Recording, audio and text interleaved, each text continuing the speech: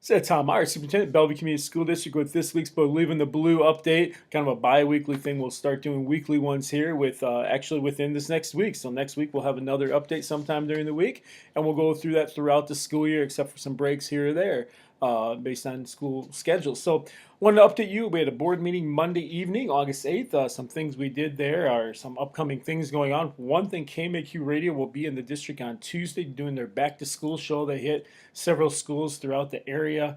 And that'll be from 9 to 10:30, or technically by actually about 9:05. I think by the time they do their news, till about 10:30, we'll have some administration on there, activities directors, some coaches, our new teachers, the BEA, just different people will be available for that and talking on that. So you may want to tune into, I think it's AM 1320 and FM 95.1. We start up with new teachers here on the 16th. All their other teachers come back here on the 17th, and other staff members in general. Remember, the first day of school is Tuesday, August 23rd, 2016. So that's where we're at that way. Some things going on with the board and some things that were decided there. We did have a volunteer assistant, Josh Richter, for high school football. He will be helping out with that when he gets certified. Cord Heim was hired as the middle school boys and girls basketball coach for 7th and or 8th grade for both of those sections that way. The board approved student handbooks and employee handbooks. Those are available online for anyone who wants to see them.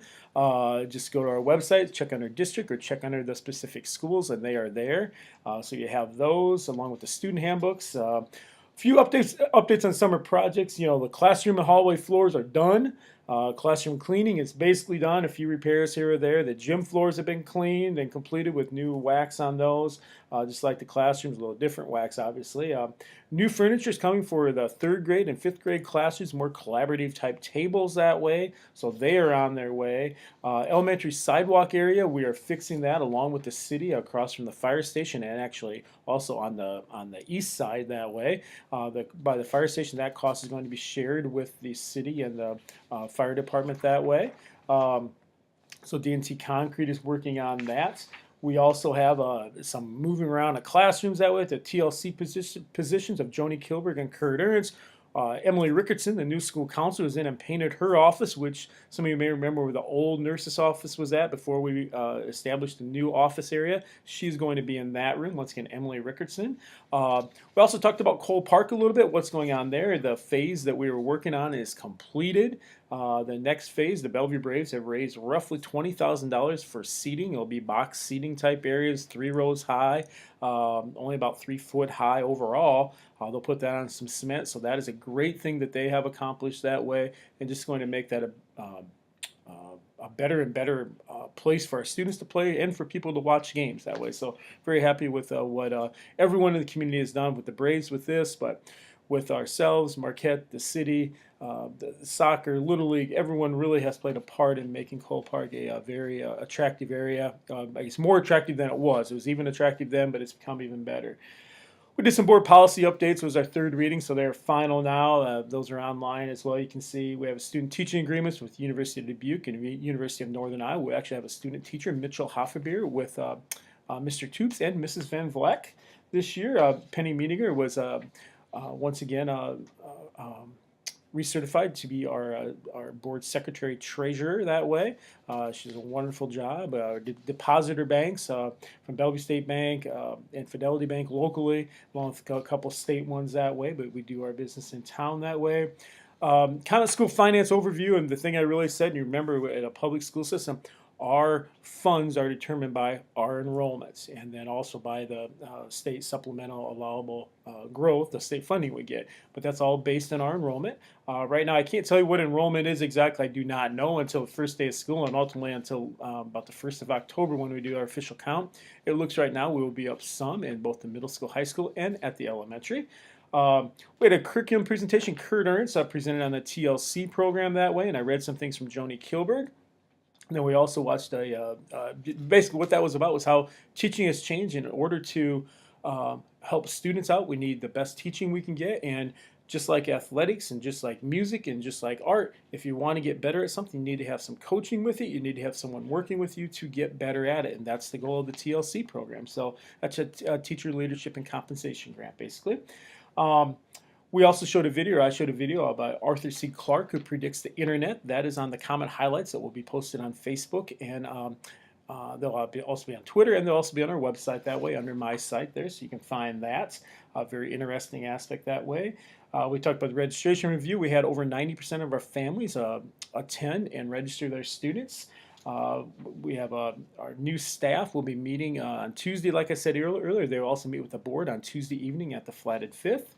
We are scheduling a joint board meeting with the Andrews School District, as we do every year, on the whole grade sharing agreement we have for their high school students. And that's going to be on September 12th at 6 o'clock before a regular board meeting at 6:30. And then we adjourn, and the next meeting, like I said, is September 12th. I want to take two things here, just tell you two little things here, just when you think about education, getting back to school. Education is like organic farming.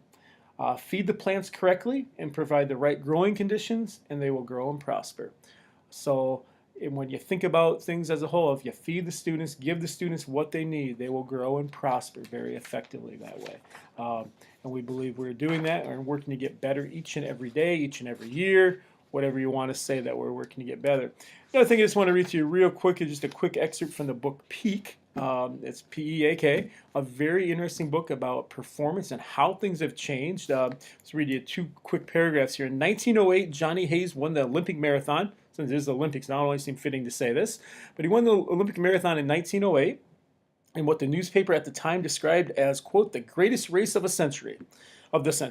Hayes' winning time, which set a world record for the marathon, was 2 hours, 55 minutes, and 18 seconds. Today, remember we're talking over 100 years later, but how things change. Today, barely more than a century later, the world record for a marathon is 2 hours and 2 minutes and 57 seconds. Nearly 30% faster than Hayes' record time. And if you're an 18 to 34-year-old male, you aren't even allowed to enter the Boston Marathon unless you've run another marathon in less than 3 hours and 3 minutes. In short, Hayes' world record time in 1908 will qualify him for today's Boston Marathon, which has about 30,000 runners, but with not a lot to spare. All I'm saying, things are changing.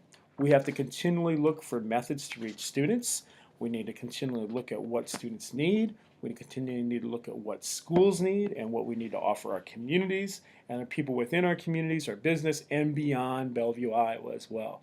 So I think that's a good reference area that, if we keep doing things the way we've always completed them, always done them, we're not going to get to the point where we want to be. So that's why we're continually looking to improve, and I give our staff, our community, our parents a lot of credit for that, for recognizing this and allowing us to move forward and going from there. So hope everyone has a great day, a great week. I'll talk to all of you next week. And remember, less than 2 weeks away and school starts. Have a great one, everyone.